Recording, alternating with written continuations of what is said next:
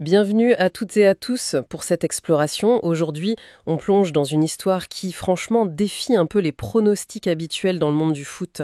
On va s'intéresser de très près au parcours d'Iliman Ndiaye, un nom qui résonne beaucoup aujourd'hui, mais dont les débuts racontent une histoire bien différente, une histoire de doutes, de portes qui se ferment. Alors notre point de départ, c'est un extrait qui retrace justement cette ascension.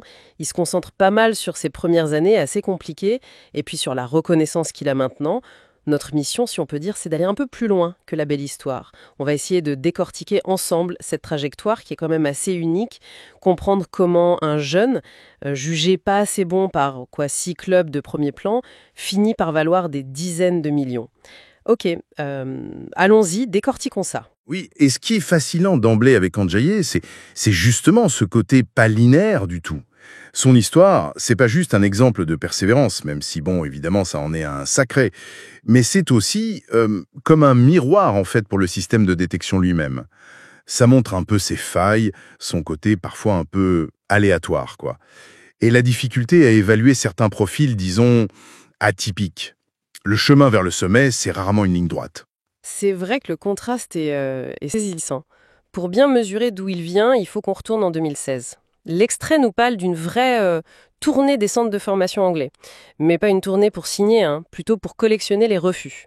Manchester United, Southampton, Reading, Tottenham, Chelsea, Crystal Palace, la liste est impressionnante. Et à chaque fois, c'est non. Ça donne un peu le vertige rétrospectivement. Ah oui, la liste est longue. Et puis, il y a cette phrase assez terrible que notre source rapporte, apparemment dite à son père. Il ne deviendra jamais footballeur. Imaginez un peu l'impact de ces mots. C'est pas juste un jugement technique, là, c'est carrément le rêve, le potentiel qui est nié. Ça montre bien le scepticisme profond auquel il a dû faire face très jeune. Comment tu rebondis après un truc pareil ? C'est clair que ces échecs à répétition, c'est très révélateur. Révélateur de la complexité de la détection chez les jeunes. Évaluer un gamin de 15-16 ans, c'est un art hyper difficile et toujours un peu subjectif. Qu'est-ce qui explique cette série de refus? Un manque de maturité physique à ce moment-là, peut-être? Ou alors son style de jeu qui collait pas aux cases des recruteurs de ces grands clubs? Il cherche peut-être plus la puissance, la vitesse à cet âge? Ou juste une mauvaise journée pendant l'essai, ça arrive. Oui, c'est possible aussi. Et il faut voir le contexte aussi, la pression énorme sur ces jeunes, des essais souvent très courts, dans un environnement qu'ils connaissent pas. Bon, un échec, 2 échecs, ça arrive souvent. Mais là, 6 refus d'affilée dans des clubs de ce calibre, c'est plus juste de la malchance, quoi. Ça pose question sur ce que ces clubs cherchent exactement, et surtout ce qu'ils n'ont pas vu chez lui.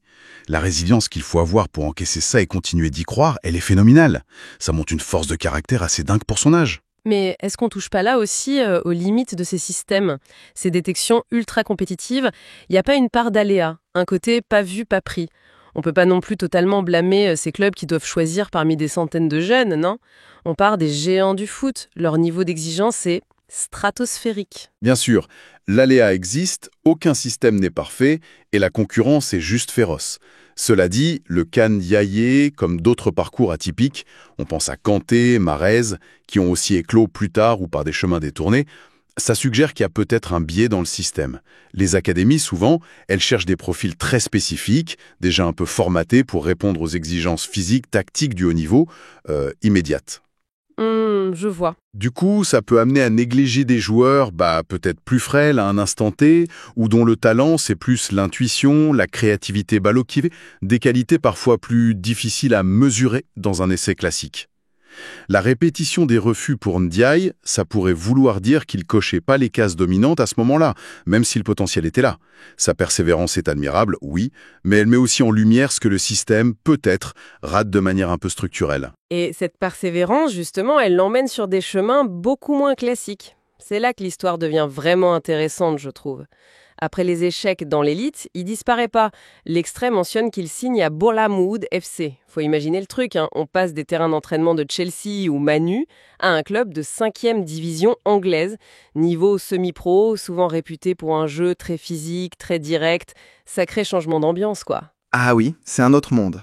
Et en parallèle, il fréquente une structure appelée Rising Ball. Pour préciser, c'est une sorte d'académie indépendante, une plateforme qui essaye justement de donner une seconde chance ou une autre visibilité aux jeunes joueurs qui sont sortis du système traditionnel des clubs pro. Et c'est par là, via cette structure, que son destin va basculer. C'est ça. Le moment clé, c'est ce repérage par Sheffield United. Et attention, c'est pas lors d'un match normal à 11 contre 11, non. C'est pendant un tournoi de foot à 5, organisé par Rising Ball. C'est assez fou de se dire qu'une carrière pro peut se jouer là-dessus, dans un format différent, plus informel. Ce format, le five-a-side, ça met vraiment l'accent sur la technique pure, la vision du jeu, dans les petits espaces, la vivacité. Peut-être des qualités moins visibles dans le jeu à 11 plus athlétique, des essais qu'il avait ratés avant, non? Exactement. Ce tournant, il est crucial et très riche d'enseignements. Déjà, ça valide l'importance de ces structures alternatives comme Rising Ball. Elles offrent un environnement différent, peut-être moins de pression immédiate que dans un centre de formation d'élite. Et ça permet à certains talents de s'exprimer plus librement. Et le fait qu'il soit repéré en foot à 5, c'est très parlant aussi. Ça suggère que son talent brut, sa technique individuelle, sa capacité à faire la différence dans des espaces réduits, c'était exceptionnel. Ce sont des qualités qui ne sont pas toujours la priorité numéro 1 quand on évalue les jeunes en Angleterre, où le physique a longtemps été très important. Le recruteur de Sheffield United, lui, a su voir ce potentiel spécifique dans un contexte différent. Un bon œil, quoi. Voilà, c'est une forme de coup de chance pour le joueur, on peut dire ça, oui. Mais c'est surtout la preuve que le talent peut éclore et être reconnu en dehors des sentiers battus. Et ça pose une question fondamentale aux directeurs techniques des clubs. Comment on fait pour diversifier les méthodes de scouting? Pour attraper ces talents différents? Est-ce qu'il faut regarder plus les joueurs dans des contextes variés? Le foot de rue, le futsal, le foot à 5? Le cas Ndiaye, c'est pas juste une jolie histoire. Ça pourrait être le symptôme d'un besoin d'élargir un peu les filets de la détection, pour pas passer à côté des futurs Ndiaye, justement. C'est clair. Et le contraste avec sa situation maintenant est vertigineux. La source le résume parfaitement. Désormais, son talent est reconnu partout dans le monde et tout le monde rêve de l'avoir dans son équipe. Quel chemin parcouru depuis les doutes et cette phrase terrible dite à son père. C'est incroyable. Le symbole le plus fort de cette reconnaissance, c'est ce chiffre qu'on a dans notre extrait, l'offre de 53 millions d'euros, proposée par l'Inter Milan l'été dernier, et une offre refusée par Everton, son club à l'époque. 53 millions quand on repense au refus gratuit de 2016. C'est une validation spectaculaire. Alors, qu'est-ce que ça signifie concrètement sur le marché aujourd'hui, ce chiffre? Ah, cette offre de 53 millions, et surtout le fait qu'Everton l'ait refusée, c'est un indicateur économique et sportif extrêmement puissant. Déjà, qu'un club comme l'Inter, finaliste de la Ligue des Champions quand même, soit prêt à mettre autant. Ça montre que Ndiaye est vu maintenant comme appartenant à l'élite européenne, ou en tout cas avec le potentiel pour y être durablement. C'est une reconnaissance de sa qualité, de sa marge de progression aussi. D'accord. Ensuite, le refus d'Everton, c'est tout aussi parlant. Ça peut vouloir dire plusieurs choses. Soit il pense que sa valeur est encore plus élevée que 53 millions, et ça en dit long sur ce qu'ils attendent de lui, soit son importance sportive dans leur projet était telle qu'ils pouvaient juste pas se permettre de le vendre, même pour cette somme énorme. C'était un actif stratégique majeur pour eux. Il comptait vraiment sur lui. Voilà. Et si on regarde un peu la dynamique du marché des transferts, post-Covid, on voit une inflation qui continue pour les joueurs offensifs, jeunes, talentueux. Les clubs sont prêts à payer très cher pour le potentiel et la capacité à faire la différence. Mais au-delà de la conjoncture, cette valorisation, c'est la réponse la plus cinglante aux doutes du passé. Les clubs qui l'ont laissé partir gratuitement à l'époque, aujourd'hui il est inaccessible pour eux financièrement. C'est une sorte de revanche par le talent, par la détermination. C'est assez beau quelque part. C'est fascinant, oui, de voir comment sa valeur perçue a explosé comme ça. On passe d'un joueur que personne ne voulait, entre guillemets, à un actif évalué à plus de 50 millions en quelques années à peine. Est-ce que cette évaluation, elle est juste? C'est presque impossible à dire, non? La notion de juste valeur dans le foot, c'est extrêmement relatif. 53 millions, est-ce que c'est sa qualité intrinsèque? Son potentiel marketing, est-ce que ça répondait à un besoin précis de l'Inter à ce moment-là, ou c'est la capacité d'Everton à bien négocier? C'est un mélange complexe de tout ça, très influencé par l'offre et la demande évidemment. Ce qui est sûr, c'est que ce chiffre, il représente une reconnaissance tangible de son statut actuel. Il est passé de l'ombre à la lumière, et sa valeur économique, elle reflète cette nouvelle dimension. Il incarne aussi parfaitement l'idée que le développement d'un joueur, c'est pas toujours linéaire, pas toujours prévisible.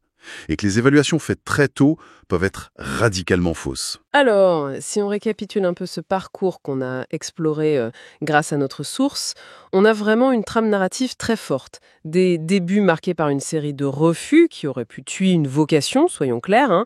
Ensuite, une résilience assez incroyable qui le pousse vers des chemins de traverse, la 5e division, les académies indépendantes. Puis un moment charnière, presque un coup du destin, hein, ce tournoi de foot à 5. Et enfin, l'éclosion au plus haut niveau avec comme symbole cette offre de transfert astronomique. C'est une leçon de persévérance, oui, mais c'est aussi une histoire qui pose des questions. Tout à fait. Et la source termine là-dessus, sur cette question ouverte. À votre avis, combien vaut Iliman Ndiaye dans le marché des transferts? Bon, l'idée, c'est pas de donner un chiffre, hein, ce serait de la pure spéculation. Ça dépend de tellement de choses, ses performances futures, la durée de son contrat, la santé financière des clubs intéressés. Mais cette question, elle nous invite plutôt à réfléchir sur la nature même de la valeur dans ce sport. Sa valeur, elle se résume pas juste à un montant en euros. Elle intègre son histoire, sa capacité à surmonter les obstacles, son style de jeu peut être un peu différent. La valeur marchande, c'est une chose, mais la valeur sportive, et même symbolique, en est une autre. Et celle-là, pour Ndiaye, elle est immense, justement à cause de son parcours unique. C'est une très belle façon de voir les choses, je trouve. Au fond, qu'est-ce que l'histoire d'Iliman Ndiaye nous apprend au-delà des millions? Peut-être que le talent, il rentre pas toujours dans les moules qu'on a préétablis, qu'il peut prendre des formes inattendues et s'épanouir dans des environnements imprévus. Exactement. Et ça nous rappelle aussi l'importance absolument cruciale de la force mentale, de la confiance en soi, face à l'adversité. C'est aussi une célébration de l'imprévisible dans le sport, en fait. Toutes les carrières sont pas écrites d'avance dans les meilleurs centres de formation. Parfois, le succès, il vient de la capacité à saisir une opportunité qui sort de nulle part, à croire en soi même quand les projecteurs sont éteints. C'est cette part d'incertitude, de potentiel caché, qui rend le foot si passionnant, non? Une réflexion vraiment inspirante pour conclure notre exploration d'aujourd'hui. Le parcours d'Iliman Ndiaye, c'est un rappel puissant que la détermination peut vraiment redéfinir un destin et que le talent, parfois il choisit les chemins les moins fréquentés pour finalement éclore. Merci beaucoup d'avoir partagé cette analyse avec nous. Merci à vous.